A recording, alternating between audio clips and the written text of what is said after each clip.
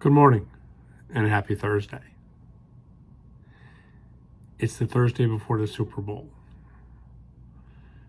Whether you're a football fan or not a football fan, an Eagles fan or not an Eagles fan, the day is a day that you will do something with it because you anticipate something. You anticipate the disappointment that your team's not in the game, the excitement that your team is in the game, the excitement that the local team may win. But you'll go into Sunday with some expectations. What does that have to do with Thursday thoughts in church? So we look at church, and God has been sharing with us through Pastor Brian about inhaling and exhaling, the Word of God and prayer. You can't follow this direction He's taking us without having some expectation in each act. As we inhale the Word of God, we expect it to change us. As we exhale through prayer, we expect it to change us. So just like Sunday, it's expectation of change. And what I'd suggest, what I would like you to do is to join me in a practice that I've been trying to do regularly, and life gets in the way. And that's to show up at church on Sunday morning, this Sunday morning, with expectations for God to show up. And not just because I know God's there. He's there when we get there. He's been there preparing for us, each one of us, and corporately as a congregation, a blessing from Him. But I can tell you personally that there are many Sundays I walk into church, and because I help with the AV, and because I help with this, and I help with that, I'm losing focus on the expectation to receive something new and fresh every day from God.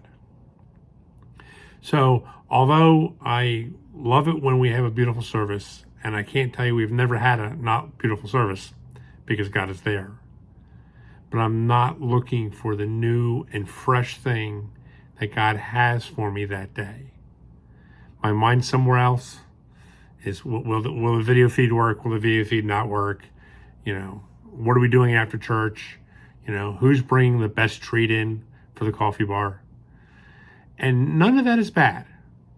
And all of that is good because God has given us a life and blessed us with things. But sometimes when our focus drifts toward those things and away from the expectation that God has something for us, then sometimes we miss it. So as Sunday rolls around, and it's a big Sunday in our nation and especially in our city of Philadelphia, I am going to try to come to church with a new expectation because we want God to change us. We want God to change our world. We want God to change our lives and the climate that we're in. And God is very capable and, most importantly, most willing to pour His Spirit out on those who seek Him. I want to take a couple extra minutes Sunday morning before church to focus my eyes and my heart to seek what God has in that service at that time. And I want to enjoy what He has for me. And the other thing that I'm struggling with deeply is, are we willing to let God in that moment change us to what He has for us? Because like a lot of you, I've been a Christian for many years. But I can't be the same Christian tomorrow that I was today or last year, or have the same constructs of what God can do with me that I've had for years. And don't get me wrong, the expectations that I've had for God to change me has been beautiful. He saved my life. He blessed me with a wife, kids, grandkids, great-grandkids, a beautiful church family to serve with, beautiful things.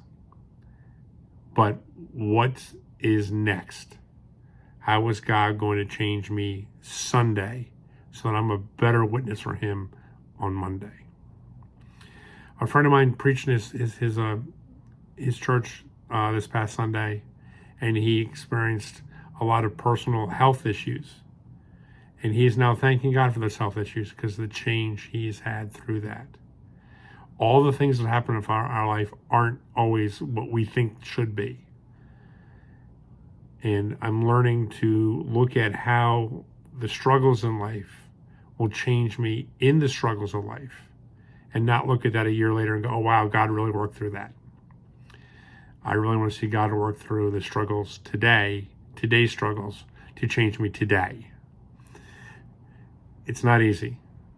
So if we all pray for each other and pray together as a body, that God will change us in the moment that he touches us, and we recognize that change and look forward to that change and give him permission and our obedience to change with that change, our light will grow. Our community will know Christ.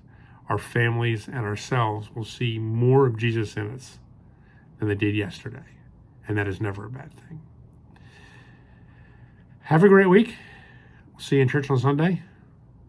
And we love you. Bye-bye.